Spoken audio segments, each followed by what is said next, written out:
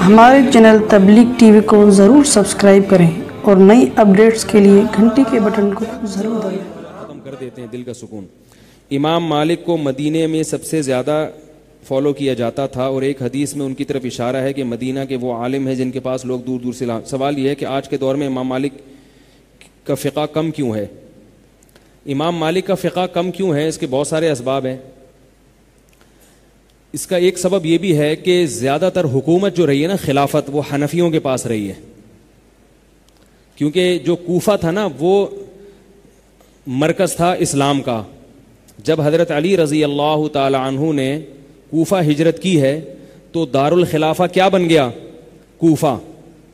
عبداللہ ابن مسعود رضی اللہ تعالی عنہ کا فقہ اور حضرت علی کا فقہ یہ کوفہ میں پھیلا ہے۔ بات آ رہی ہے سمجھ میں؟ اور مدینہ میں، مکہ میں حضرت عبداللہ ابن عباس رضی اللہ تعالیٰ عنہ کا فقہ پھیلا ہے، اور مدینہ میں انس ابن مالک رضی اللہ تعالیٰ عنہ تھے۔ انس ابن مالک تو بصرہ میں تھے۔ مدینہ میں عبداللہ ابن عمر رضی اللہ تعالیٰ عنہ کا فقہ زیادہ پھیلا۔ اسی وجہ سے امام مالک اکثر حدیثیں بیان کرتے ہیں عبداللہ ابن عمر کی سند سے۔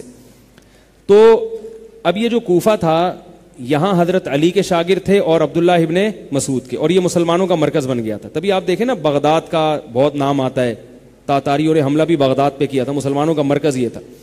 تو ظاہر ہے جو مرکز ہوتا ہے تو وہ پھر علم کا مرکز بنا، تو فقہ حنفی جو پروان چڑھا ہے وہ کوفہ میں چڑھا ہے، تو اس لیے وہیں سے پھر مسلمانوں کی خلافتیں دنیا میں پھیلیں۔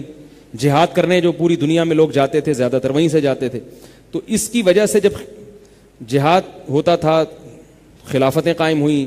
سب سے پہلے جو قاضی تھے دنیا میں وہ امام ابو یوسف تھے، یعنی اسلامی دنیا کے جو سب سے پہلے، بہت 22 لاکھ مربع میل سے بھی زیادہ کی حکومت تھی، اس کے جو سب سے پہلے قاضی بنے ہیں وہ فقہ حنفی کے امام تھے، امام ابو یوسف۔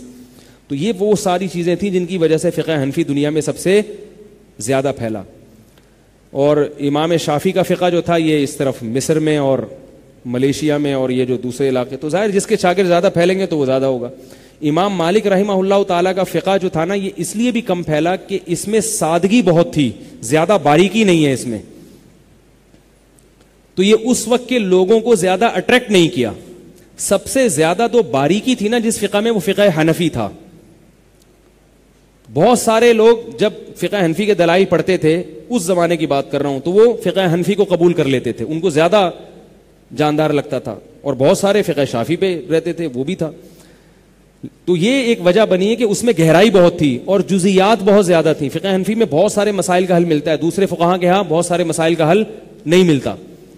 اور جو فقہ مالکی تھا نا، یہ سادہ بہت تھا، بہت سادہ فقہ تھا۔ ان کی ترتیب بھی اتنی اچھی نہیں تھی کہ وہ ایک باقاعدہ ترتیب۔ یہی وجہ ہے علامہ ابن خلدون رحمہ اللہ نے لکھا ہے کہ فقہ مالکی دیسی علاقوں میں زیادہ پھیلا ہے، یعنی گاؤں دیہاتوں میں، کیونکہ وہ سادہ لوگ تھے، وہ زیادہ باریکیوں میں نہیں جاتے تھے وہ، تو اس لیے وہ سادہ علاقوں میں زیادہ پھیلا ہے۔ باقی امام مالک کا جو حدیث میں آتا ہے کہ ایک ایسا عالم پیدا ہوگا جس کی طرف لوگ کجاوے کسیں گے، تو جمہور محدثین اسی طرف گئے ہیں کہ وہ امام مالک ہیں، تو ان کی فضیلت کم نہیں ہو جاتی ان کا فقہ کم ہونے سے، اس لیے کہ ان کی جو کتاب ہے حدیث کی وہ بہت زیادہ مشہور ہوئی ہے۔ اور ہمارے علماء سے ہم نے سنا ہے کہ فقہاء میں امام ابو حنیفہ کا سب سے پہلا مقام ہے، اس کے بعد بقیہ 2 اماموں پر امام مالک کو ترجیح ہے۔ یہ جو فقہ شافعی اور فقہ حنبلی ہے نا، یہ حدیث کے ظاہر کو لیتے ہیں زیادہ، بہت زیادہ گہرائی میں نہیں گئے ہیں، اور مالکی فقہ میں اور حنفی فقہ میں حدیث کے ظاہر کو اتنا نہیں لیا گیا ہے۔ امام مالک نے تو اہل مدینہ کے عمل کو حجت بنایا ہے، کہتے ہیں حدیث میں اگر کچھ ہوگا مدینہ والے اس کے خلاف کر رہے ہیں تو میں مدینہ کے عمل کو لوں گا، کیونکہ یہ کیسی حدیث ہے جو مدینہ والوں کو سمجھ میں نہیں آئی۔ تو ان کا فقہ میں تو بہت آسانی ہے، اہل مدینہ کی، تبھی وہ ہاتھ چھوڑ کے نماز کے قائل ہیں، حالانکہ حدیث میں ہاتھ باندھنے کا ذکر ہے، لیکن وہ فتویٰ کیا دیتے ہیں؟ نماز ہاتھ چھوڑ کے پڑھی جائے گی، کیونکہ اہل مدینہ ہاتھ چھوڑ کے پڑھتے تھے۔ تو یہ کچھ وجوہات ہیں جن کی وجہ سے